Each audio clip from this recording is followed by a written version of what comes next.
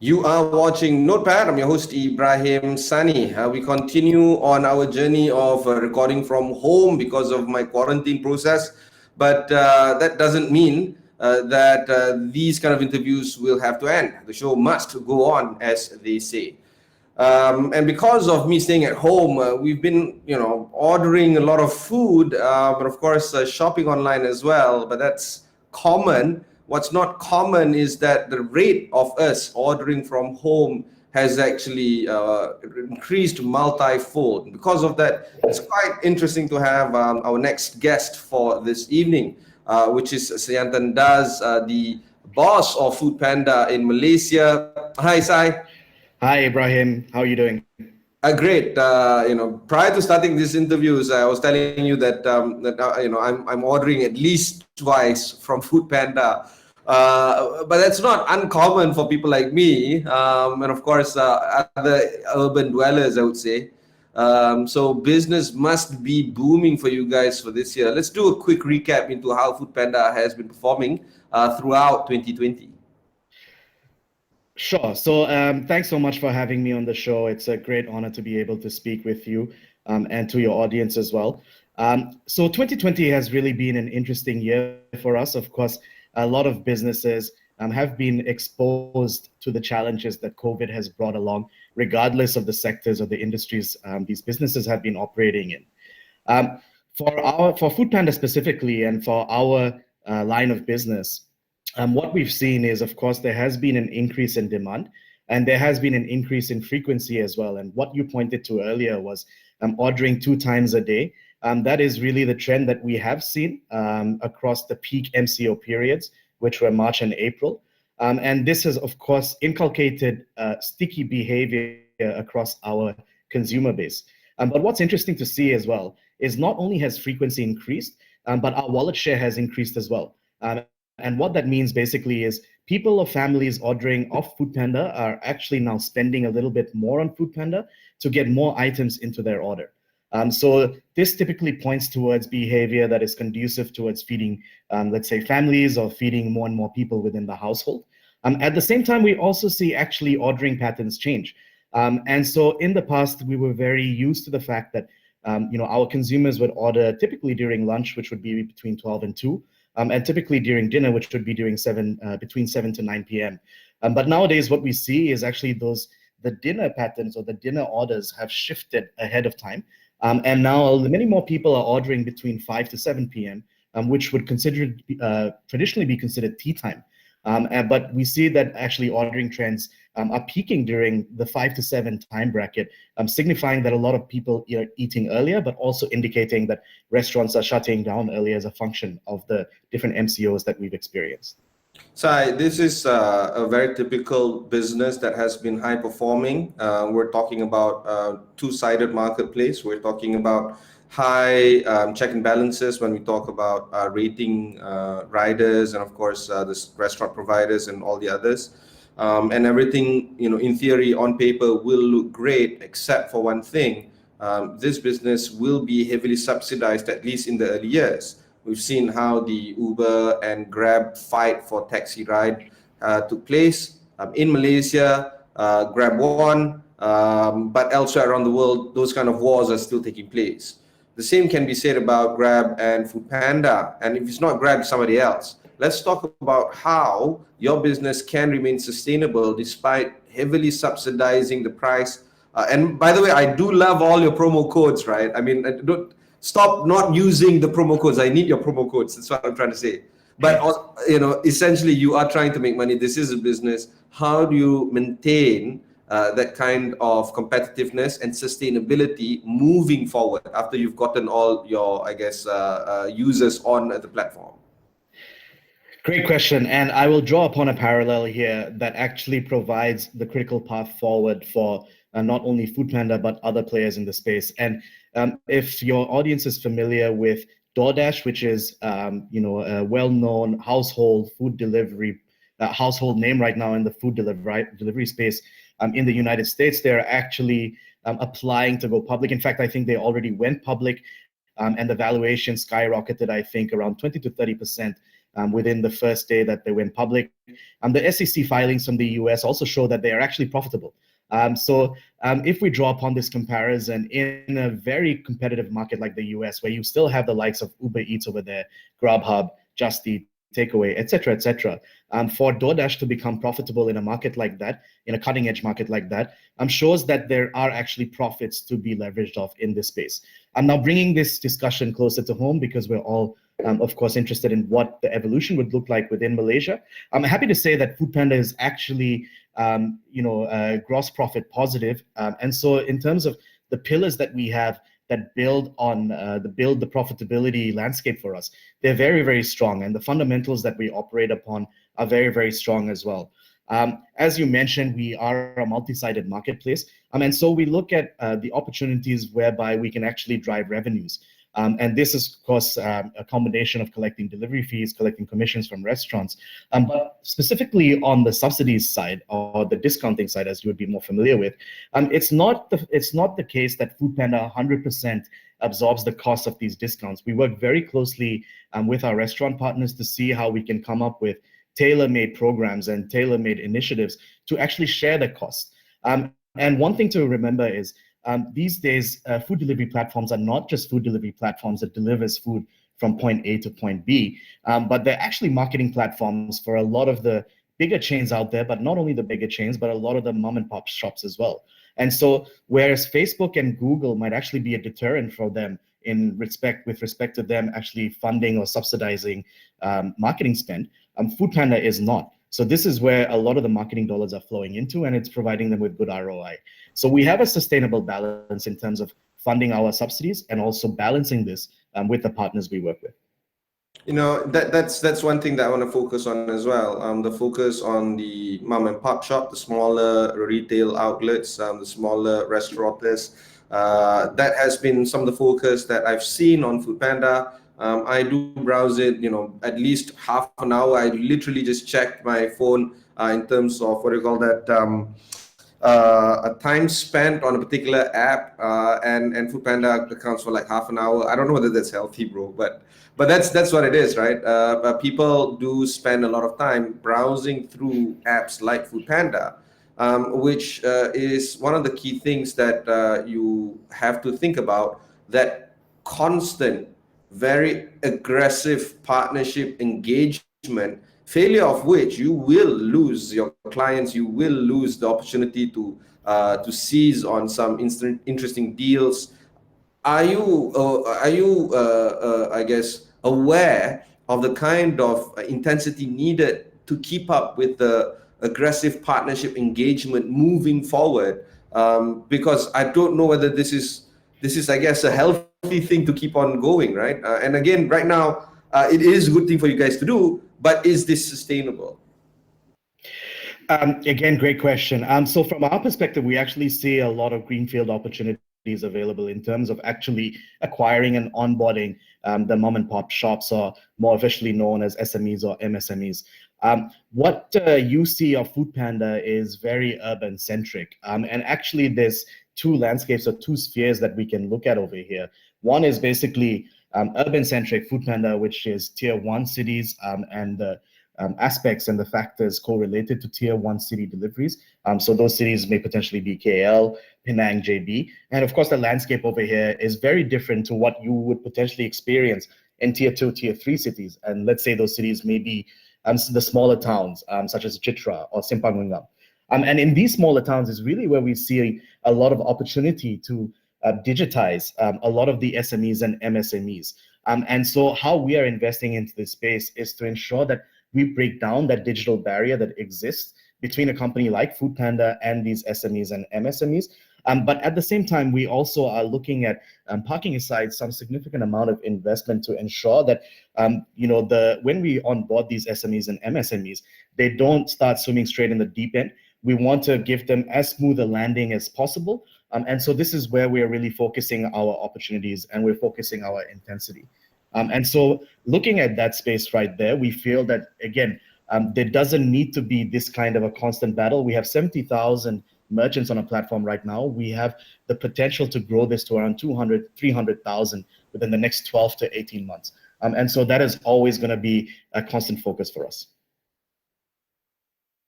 Let's talk a little bit more about the network that Foodpanda operates in. Of course, Foodpanda as an organization exists in over 10 countries. We're talking about countries like Myanmar, Pakistan, Philippines, Singapore, Taiwan, and many more. It belongs to Delivery Hero. What is the relationship then like for Foodpanda Malaysia with that of Delivery Hero? And of course, what kind of investments are we looking at when it comes to boosting up the resources and infrastructure of the company moving forward? So we have a very, very solid relationship with Delivery Hero. We work very closely with Delivery Hero. So Delivery Hero is our parent company. And what that actually means is Delivery Hero owns the assets for Foodpanda across the region. And it's not only Foodpanda that is part of the Delivery Hero family. There's 30 plus brands that operate under different brand names across 40 plus countries within the Delivery Hero group. So we're all a very close-knit kind of family. I mean, when it comes to looking at how we can drive the business forward, regardless of geography, we connect very, very closely with Delivery Hero and our management team in Delivery Hero.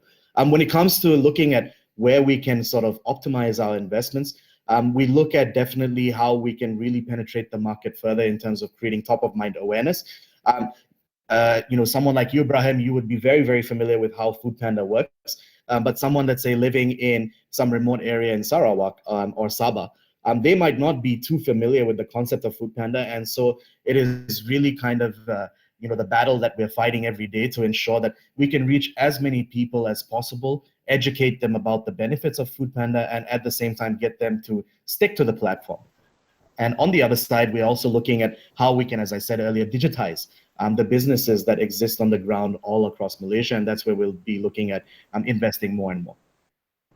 Okay, so we'll take a short break. When we come back, we'll talk a little bit more about Panda Mart, the recently launched grocery delivery service of Foodpanda. We'll be right back.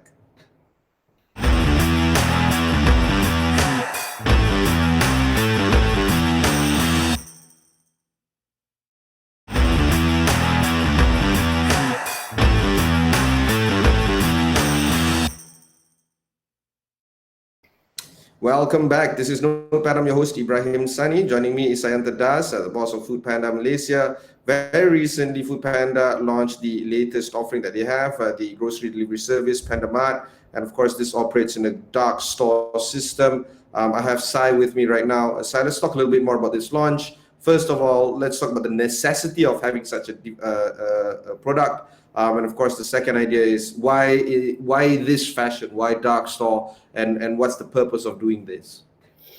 Sure. Dark stores, basically, if I were to simplify the concept a bit more, it's basically a supermarket, but without any dine-in customers. So it's a delivery-only supermarket or hypermarket. And so how we see the e-commerce space evolving as we move on, let's say 1 year to 3 years from now, we see that there's a lot of opportunity that exists for us to be vertically integrated and to become a focus app. And so what that basically means is transforming ourselves into a quick commerce app that goes from delivering food to delivering food and plenty more or many more other things. And so we see that the dark store concept plugs in nicely with our vertical integration idea and philosophy. And we're looking at investing in adjacent spaces as well. When I say adjacent spaces, spaces that are most closely connected to ordering food. And we see groceries have these kind of trends. There's a definite uptick. There has been a definite uptick in grocery ordering across the world and in Malaysia as well. And so we're trying to make sure that there's no stone left unturned, and wherever we can use the backbone, which is our logistics and our fleet, in terms of actually adding towards or unlocking value within the last mile delivery space, we will do that. And groceries just plugs in nicely into that. Now, of course, this is not unique for Foodpanda. Your competitors are doing the same as well. In fact, some restaurant makers are also doing the same in terms of providing dark store kitchens and trying to deliver straight to their consumers. And it seems like inadvertently, this is the trend moving forward. We have dark restaurants, dark kitchen, dark stores, dark everything. Do you feel that you are entering yet another red zone, red sea, and yet another price war environment in a place where it's already bloody to begin with? Not at all. I think actually the opportunity that exists for us is somewhat limitless. Of course, there are trends moving in this direction where more and more businesses and more retailers are setting up these sort of quote unquote dark concepts, as scary as that sounds. But from our perspective, we have the funding power, we have the investment muscle to actually invest, but not only just invest, but we have a critical path forward that actually maps out how we can generate healthy profits from this system. And so we're not worried about that. At the end of the day, we know that if we provide a service that is excellent and if we commit to our SLAs, we will be able to monetize. And at that point of time, pressures or downward pressures on, let's say, profits and stuff like that actually become secondary. So that is always our promise, to ensure that our customers get the best possible experience. Okay, let's talk a little bit more about your greatest assets right now. And in my opinion, in my humble opinion, I believe it's the riders right now. They are everything that that your company is. It's not just that they get the last mile delivery on point. They are also brand ambassadors. Your brand travels with them quite literally. How are you ensuring that you're keeping this large pool of resource extremely happy and extremely dedicated and committed to delivering the services that your company provides? Definitely. I mean, right on point there. The rider base that we have and the riders that we have are really the unsung heroes for us. I mean, they have of course been labeled as frontline heroes as well during the recent MCO or during the recent COVID challenges that we faced. I mean, joke aside, they are the frontline heroes, to be frank. Yeah. Yeah, exactly. And I mean, I couldn't, challenge that at all. I couldn't, begin. I mean, I'm sort of speechless here because, I mean, the effort that they put in, the dedication, the commitment that they show towards delivering food hour in, hour out, to our customers, and all that with a smile on their faces. 9 times out of 10, I would say, and battling through horrific traffic or horrible weather, just to ensure that people, don't go about their days hangrily. I mean, they are really, the sweat, blood, and tears of the company. And so, how we're keeping them happy. I mean, I'll share a little bit of a story. We try to, create communities, or we try to look at the rider fleet as if they're a family, and they're really a family for us. And I was traveling across the East Coast just before the MCO hit, and I was in Kota Baru, and it's really amazing to see the camaraderie that the riders have. I tried to join them for a futsal match, but the riders actually have this family with the members of our corporate offices in those cities, and they all come together to play futsal on a weekly basis. And that's just a small anecdote to show how closely we are how closely we are connected to our riders and the strong bonds that we're trying to forge. But of course, on top of that, we ensure that our riders are well protected through private insurance coverage schemes for which we absorb the cost for. In the event that riders have to go for COVID tests, or in the event that riders are unfortunately diagnosed positive, then we absorb the costs that are associated with that as well. We provide them with the equipment necessary to ensure that they stay safe, and we absorb the cost for this. At the same time, we also have a lot of third-party partnerships, whether it's subsidizing things like brake fluid or fuel or anything like that. So these are all things that we get ourselves involved in, but nothing can beat the camaraderie that we have and the respect that we can show them.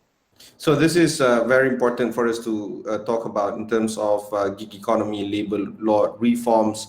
One classic example is, of course, the recent election in the US. While we saw Trump voted out, we also saw Prop 22 being enacted in California, which exempts Uber and Lyft from classifying their workers from being employees and lets Uber and Lyft continue to treat them like independent contractors. And of course, Malaysia, in terms of labor laws, let alone gig economy labor law reform, is still far away from where we are at from Prop 22. But certainly, gig economy is thriving in these parts of the world, in Indonesia, in Malaysia, and so on, as well as in Singapore. How are we looking at ensuring the rights of the workers, your riders' rights are being protected, ensured, enshrined in the law, and ensuring that their security and their ability to earn a livelihood is, secured in the long run? Do you feel that there is a need for you to start to classify them as employees instead of independent contractors, for instance? So great question. I think if we look at this space, I think most of the frustration and most of the focus actually is on ensuring that there's a safety net that's created for such gig economy workers. Being, of course, a key stakeholder and a key participant within this space, we understand that we have certain duties and certain responsibilities that we need to uphold. Um, classifying our gig economy workers as employees, I feel would actually be a backward step. Also, regulating this space too much when we have a precedent also existing in other parts of the world actually then provides or proves to be a deterrent for those looking to earn a livelihood or generate income within the gig economy space. And so how we see ourselves actually adding value here is by ensuring that we create a proper safety net and we take that accountability to ensure that our riders don't fall through that safety net. And when I say safety net, I mean that should focus on, of course, healthcare benefits. That should focus on, let's say, something similar to a pension fund scheme or retirement scheme, and something also similar to ensuring that there's a constant machinery that works towards upskilling these riders. And so we are looking at partnerships with private party players to look at how we can insure the riders further. We already have very strong in-market insurance schemes that protect the riders from accidents or insures them against accidents or any other serious sort of conditions. At the same time, we're looking at also spending and investing some of our resources to ensure that we upskill the riders, not only upskill the riders, but the next generations as well. Yeah, but I'm not thinking with the goodwill and the good intentions that a company like yours would have, and I'm pretty sure that you would have such good policies in place, or else you would lose all your riders out there. That's just common sense. But it's also not comforting to think about these things as being arbitrary and on behalf and basically done on behalf of the company.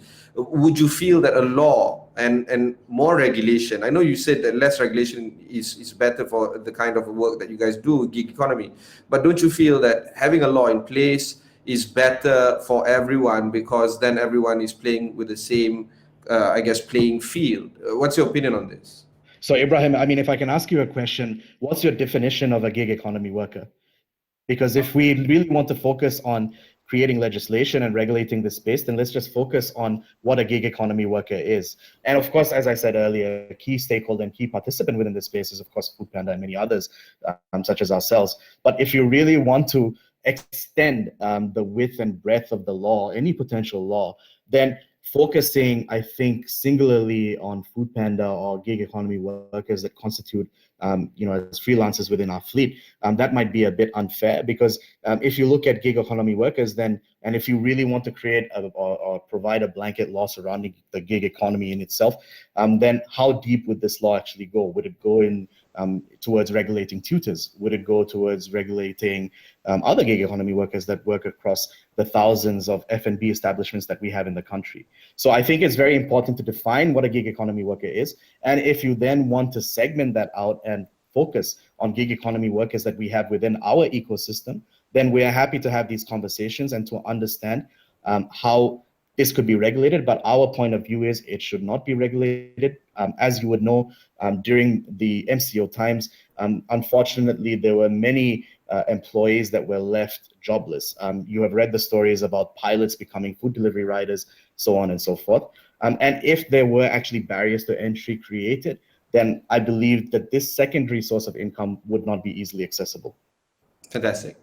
Let's talk a little bit more about the high urbanization rate of the business right now. You're mentioning that Foodpanda and your competitors are indeed in the big areas, big towns. What is the plan in trying to diversify your marketplace and try to ensure that suburban areas, as well as perhaps even frontier economies and rural places, can get services like yours?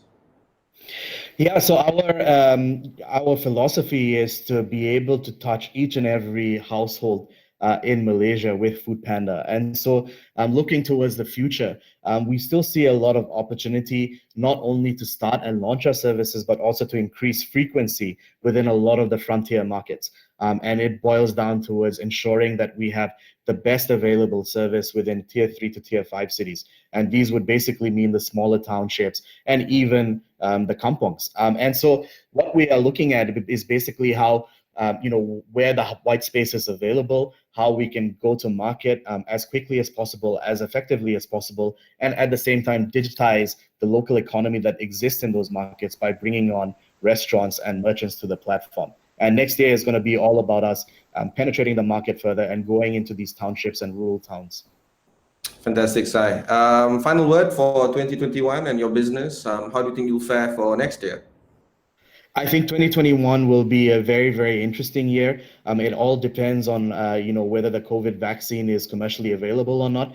But I still feel that the fundamentals of the business are strong, and the fundamentals of the food delivery space is also very strong. And so I look forward to another strong year for Foodpanda in 2021.